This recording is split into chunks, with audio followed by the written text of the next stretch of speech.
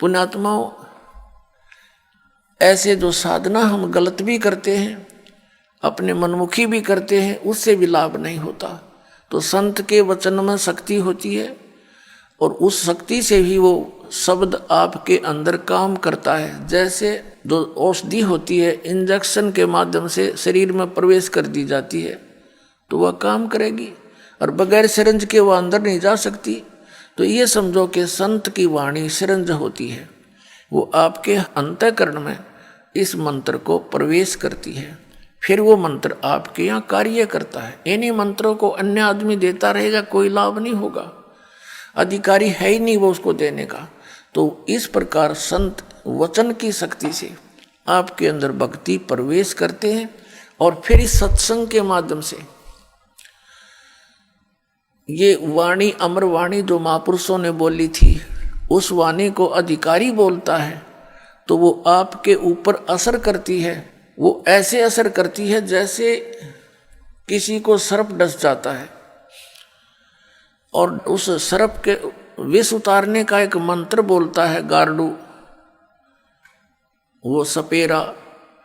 तो उस समय वो व्यक्ति मूर्छित पड़ा होता है जिसको सर्प ने काट रखा है, उसको पता ही नहीं ये बोलने वाला क्या वाणी बोल रहा है, और उसको बार बार उच्चारण करने से कुछ समय के बाद उसमें हलचल होती है, विष उतर जाता है, और ना उस वाणी को वो समझता है कि बोल क्या रहा है।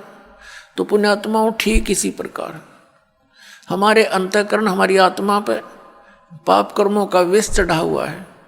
इन महापुरुषों की वाणी, सदग्रंथों की वाणी और अधिकारी के द्वारा बोली गई आपके ऊपर से वो कुछ ऐसे जो पाप होते हैं, वाणी के पाठ, उच्चारण, श्रवण करने से ही कटा करते हैं। क्योंकि हम जब तक परमात्मा के चरणों में नहीं आते, सत्संग रूपी इस धोबी घाट पर हम नहीं आते, ये ड्राई क्लीन की शॉप समझ लो, यहाँ पर ड्राई क्लीन की दुकान है यहाँ, तो जब तक हम इसके संपर्क में नहीं आएंगे तो मैल कैसे समाप्त होगा?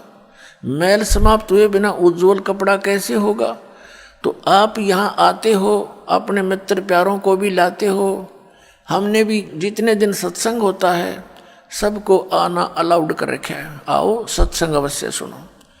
बाकी समय में हम केवल अपने भक्तों से ही मिल पाते हैं, अन्य से कोई हम डिस्कस कर भी नहीं सकते, इसलिए अन्य को आमंत्रित नहीं करते। अन्य दिनों में सत्संग के दौरान सभी आ सकते। तो कोई मित्र, कोई रिश्तेदार, रिलेटिव किसी के साथ आता है तो चाहे वो किसी उसकी शर्म से भी आ गया, प्रार्थना से आ गया, किसी कामवश आ गया, तो यहाँ सुनेगा। वो चाहे अनचाहा बैठा रहे, उसके ऊपर भी उस गारुड़ के मंत्र की तरह असर हो रहा है। और एक दिन ऐसा आएगा कि उसको भूख लगेगी उस परमात्मा की वाणी की, और फिर वो ऐसा आएगा कि लोग न्योकेंगे, इसका भी पता नहीं कि मंत्र मार दिया।